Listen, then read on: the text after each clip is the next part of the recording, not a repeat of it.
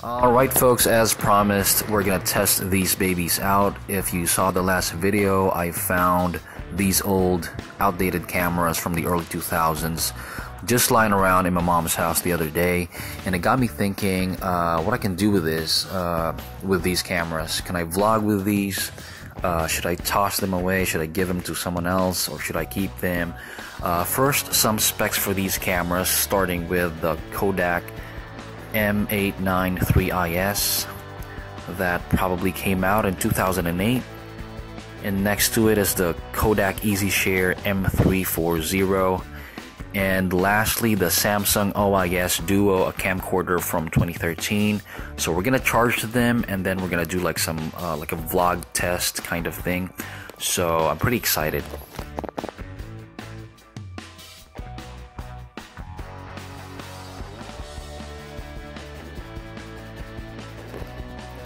Okay, so now they're ready. I charged each of them for like an hour each, so they should be good. All three of them powered on properly, so we're gonna start with the video test slash vlog test. Here we go.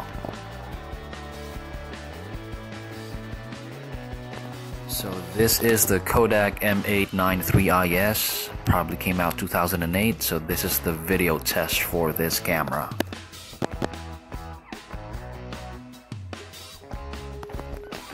So as you can tell, there's like this old school vintage filter vibe going on, almost like an Instagram filter if you ask me.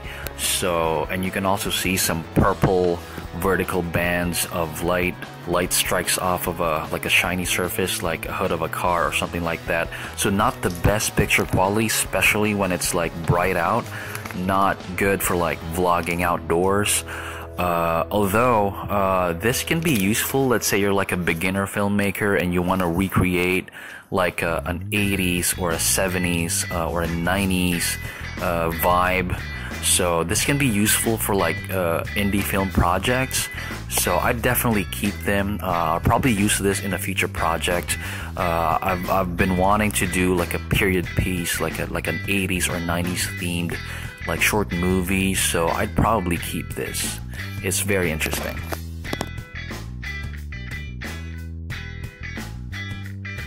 So we're shooting indoors with limited lighting. As you can see, the video is a little dim, but I guess that's expected of a 2008 era digital camera.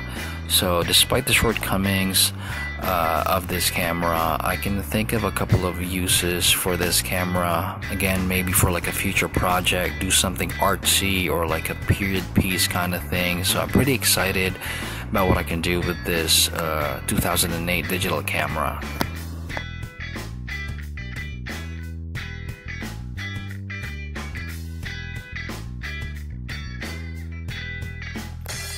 And now for the Kodak EasyShare M340 that came out in 2009. So same vintage like filter feel to the camera, but for some reason there are more vertical purple bands with this camera.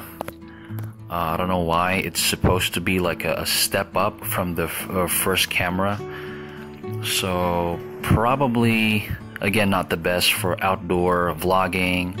But then again, as with the first camera, this can be of great use if you're trying to like recreate a certain like vibe from the 90s or 80s. So I don't know how to feel about this. I like the first one better because it has like less vertical bands when outdoors. Indoors, this camera has a slightly better picture quality than the first one. It's just that the purple bands, vertical bands, are just too annoying for me. So I'll probably keep the first one to use for like projects in the future, like period pieces.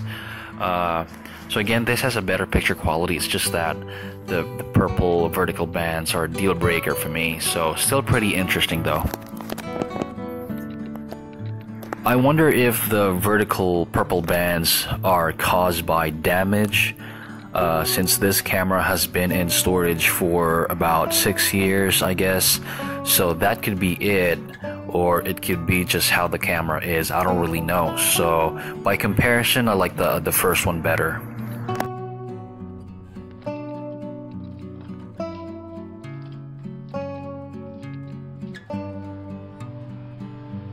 So next is the Samsung OIS Duo Camcorder from 2013. And let me just remind you that none of these cameras that I've shown are NFC or Wi-Fi or Bluetooth capable. So I do everything on my phone. I usually skip the middleman, which is the laptop, when I shoot on my SX620HS Canon digital camera. Through Wi-Fi, I transfer videos from camera to phone, and then I edit on my phone. I like it that way.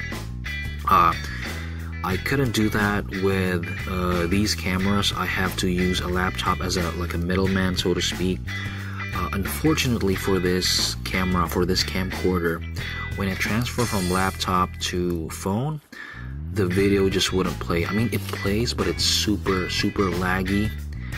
It's causing my phone to like restart. It's so bad. It's probably damaging my phone in the process. So if you're like 99% of the population and you edit on a laptop, this camcorder is one of the best. So let me show you what it looks like. So as you can see, I'm taking a video of my laptop screen, so you'll have to forgive me. I didn't download a screen capture app because I don't do that on my vlog, so I'm not planning to get one. So as you can see here, the video quality is way better than the first two digital point and shoot cameras that we used. So if you're a vlogger who edits on a laptop, which I guess is like 99% of the YouTube population out there, then I definitely use this camcorder for vlogging and for YouTube videos. So I'm like the 1%. I use my phone a lot, and that includes editing. So this is probably not a good fit for me. So out of the three, I'll probably get the first camera that we used for like a future period piece, vintage like project. So if you're like a vlogger or a beginner vlogger, and you find camcorders like this one just lying around your house, don't get an expensive camera.